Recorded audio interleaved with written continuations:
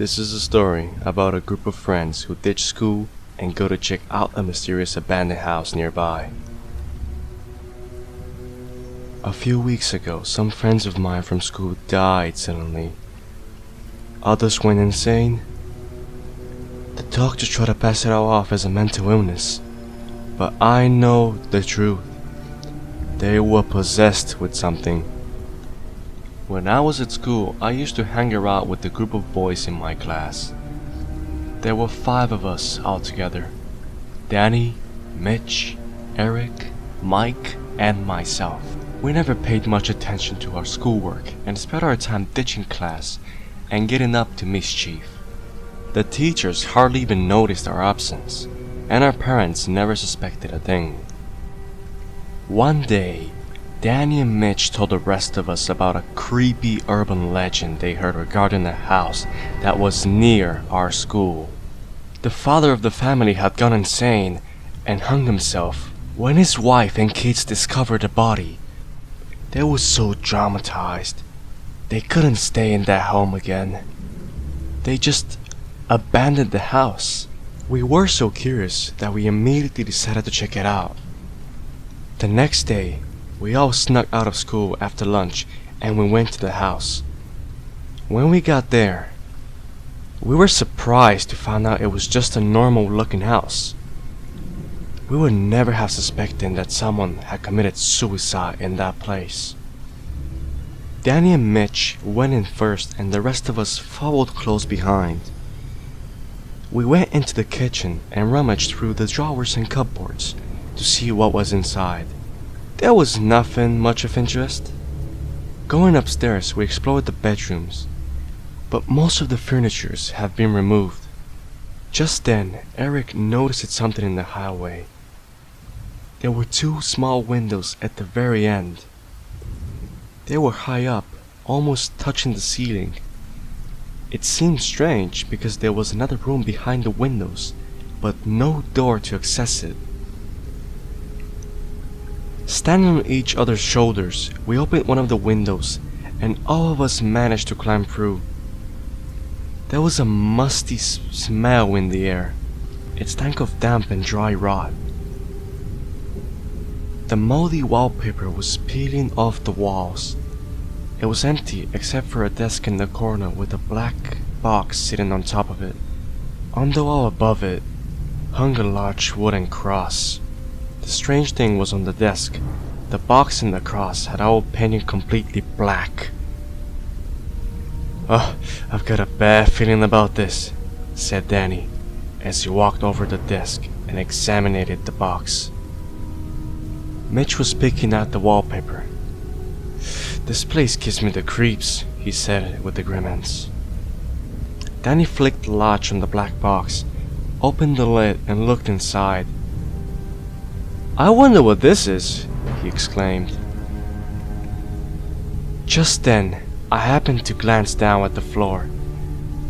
There was something carved into the wooden floorboards. It was some sort of a symbol covered an entire floor.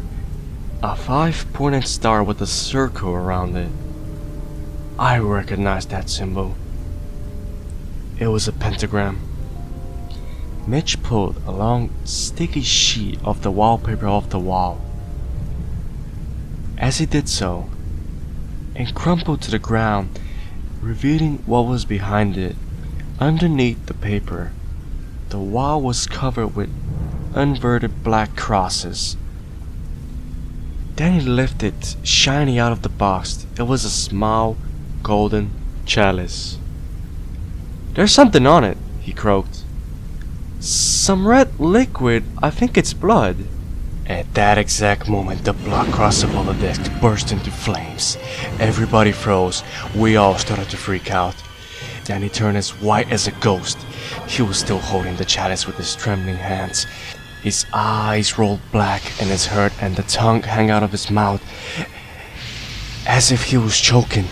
Mitch started screaming in terror. He began climbing up the wall and crawled out of the window. I was right behind him, hoisting myself up and throwing myself through the narrow opening. I fell into the hallway on the other side, almost landing on top of Mitch. Mike managed to chamber out through the window as well, his eyes wide with fear. I could hear Danny's voice screaming under the side of the wall. Eric appeared at the window. He was clutching onto the edge with one hand while his other arm flayed wildly.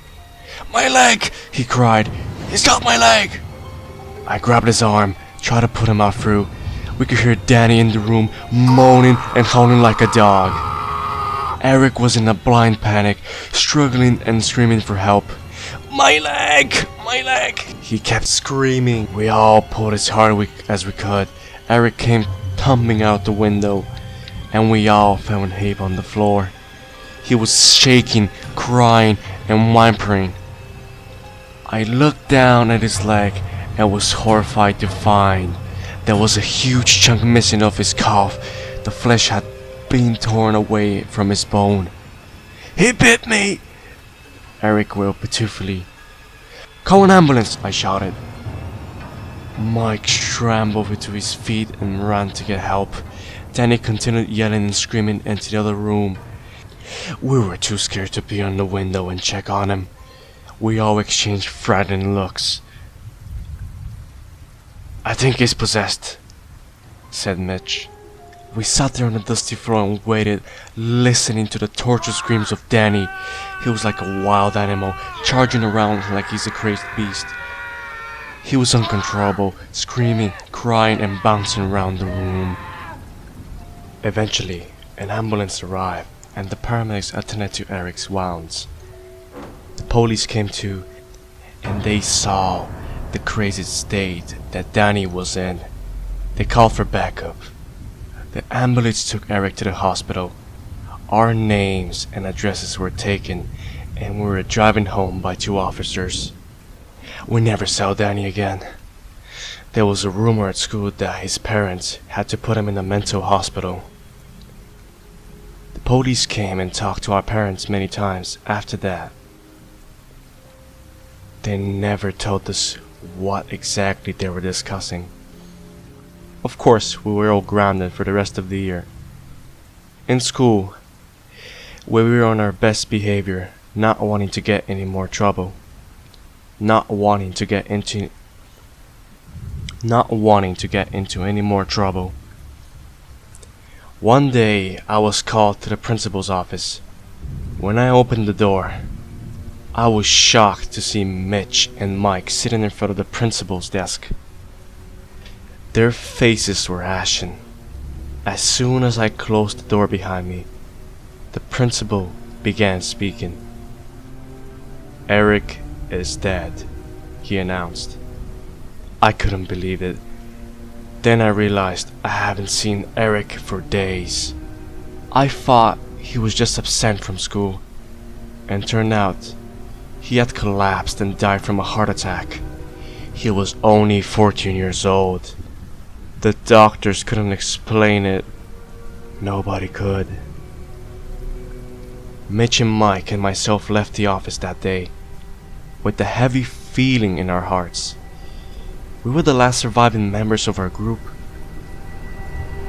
We didn't speak to each other. There was absolutely nothing to say. The haunted expressions on our faces spoke volumes.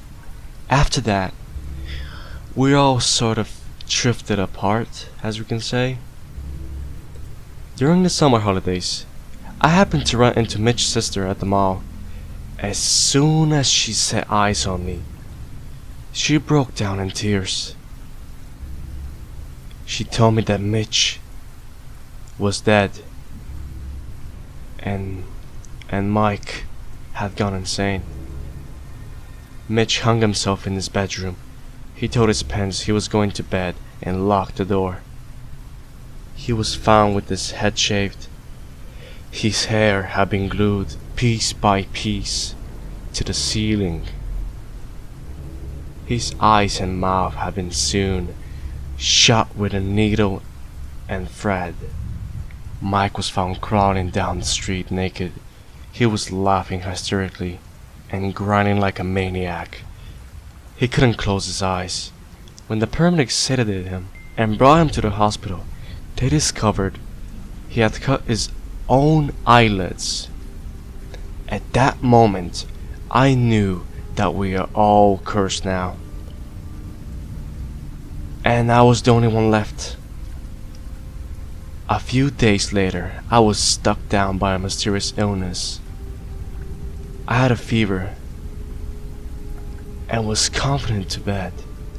All I could do was lay. I couldn't eat or drink anything. It felt as if something was crushing me, trying to turn me inside out. I was sure I was at death's door. The whites of my eyes turned black. I was in so much pain that I didn't care if I lived or died. I just wanted it to be over. One night, Danny came in my dream. He had withered away to nothing. All that was left was skin and bones. His skin was charred and blackened, and his eyes were completely white. Yeah, the last one, he whispered. Yeah, I replied. the only one who remembers what happened on that day. He said. I know, I replied. You should come here. He said. You belong with us. Where are you? I asked nervously. You know where we are.